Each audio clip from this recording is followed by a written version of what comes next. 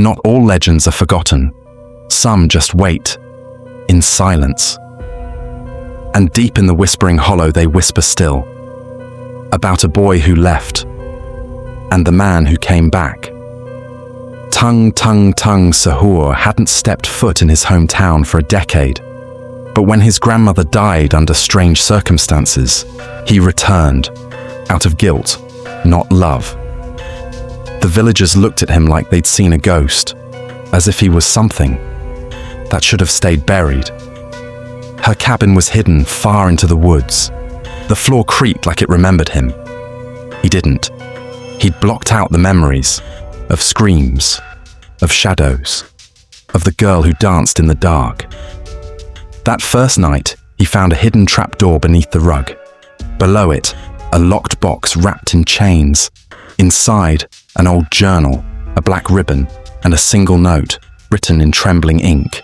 If you hear the music, run. That night, the music came. It didn't blast through the trees. It slithered, a soft ballet melody playing where no music should exist. Drawn by it, SAHUR stepped barefoot into the fog. The trees had moved. They were closer, breathing. In the center of a clearing, she spun, ballerina cappuccina, her dress shredded, her skin gray. With each spin, the grass died beneath her feet, and her eyes never blinked.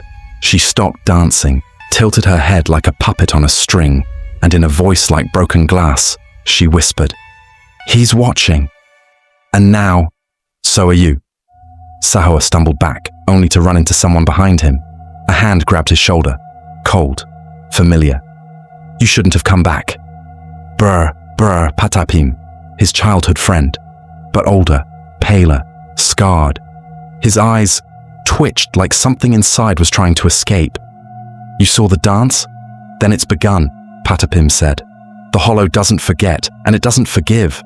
You've been marked." "Marked by what?" SAHUR demanded. Patapim didn't answer. Instead, he pulled out a bundle, an old rusted knife wrapped in cloth. "It wants you to remember," he said. "That's how it feeds." "Remember what?" "Who you are, what you did." The air turned heavy. The whispers grew louder. Then Patapim froze. "It's here." Something inhuman burst from the trees. No shape, just hunger, and Patapim was gone, dragged screaming into the hollow. SAHUR ran, not toward safety but toward memory. He reached the ruins of an old chapel he hadn't seen since he was a child.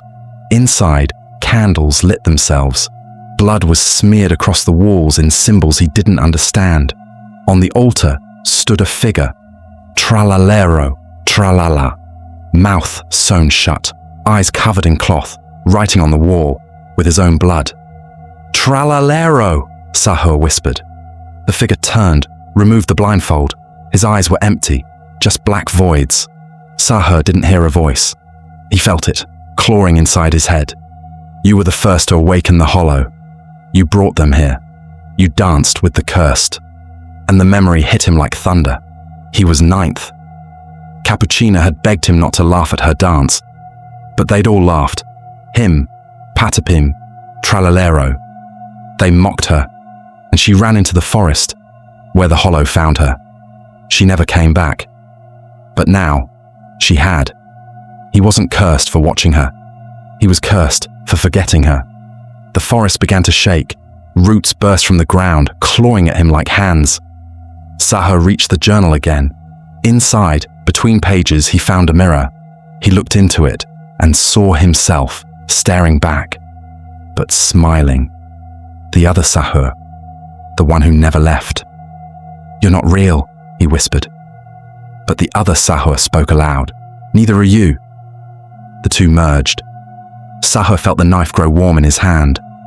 The blood of the hollow was his now, its roots, his veins. And in the final moments, he returned to the clearing. Cappuccina danced for him. This time, he didn't run. He joined her. Two bodies spinning, the music louder than ever, the hollow humming with life, or death, or something in between. And when dawn came, the clearing was empty. But in the village, new whispers began. He danced with the cursed and became the curse. The hollow is watching and it's listening for the next to follow the music. The hollow never ends. It waits in layers. The roots go deeper than anyone knew, and TUNG SAHUR had just entered the second layer. When he opened his eyes, he wasn't in the forest anymore. He was beneath it, a pulsing underground cathedral of living roots and bone. The air tasted like rust and old prayers. Cappuccina was gone, but her music echoed on, like a heartbeat too far away to follow.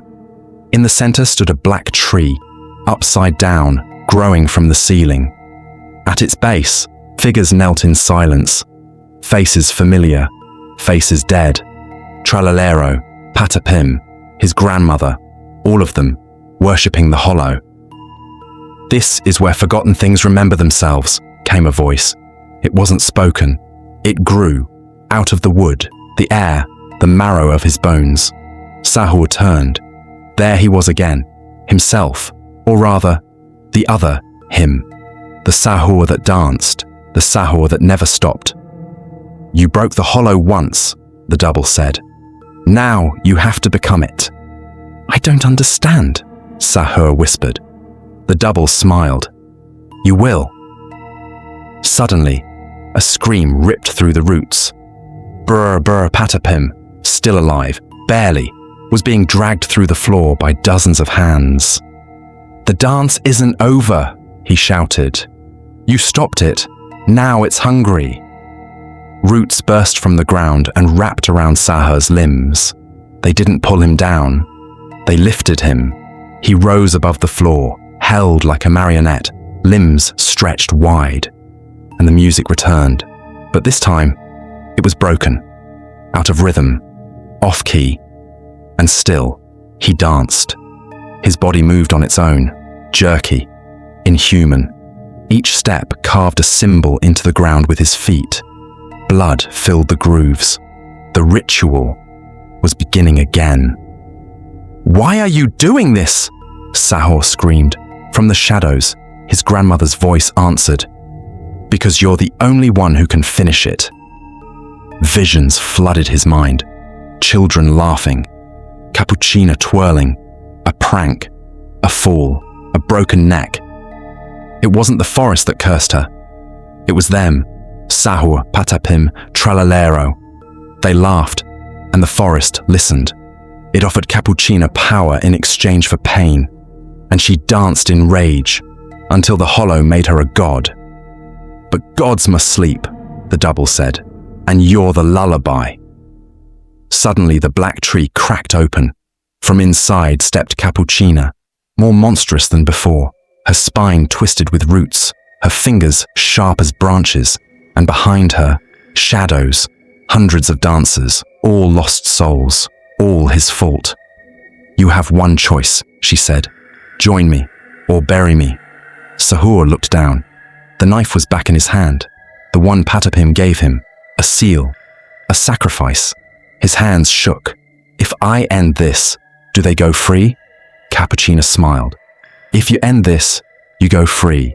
They stay."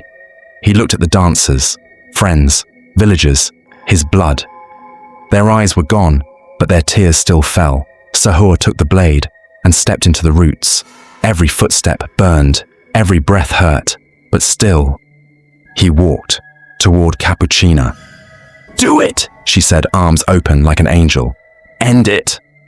The knife plunged into her chest. Silence. Then, laughter. "Heron, wrong choice," she whispered. Roots shot from her body, slamming into Sahur's chest. He screamed as they wrapped around his heart, not to kill him, but to plant him. He collapsed, and the forest grew louder. Above, in the waking world, the villagers slept, but the trees twisted in place. The wind carried a new sound, not Cappuccina's melody. His. A boy entered the hollow the next morning, a stranger, curious. The trees moved to greet him, and from beneath the soil, Sahur smiled. The dance continues,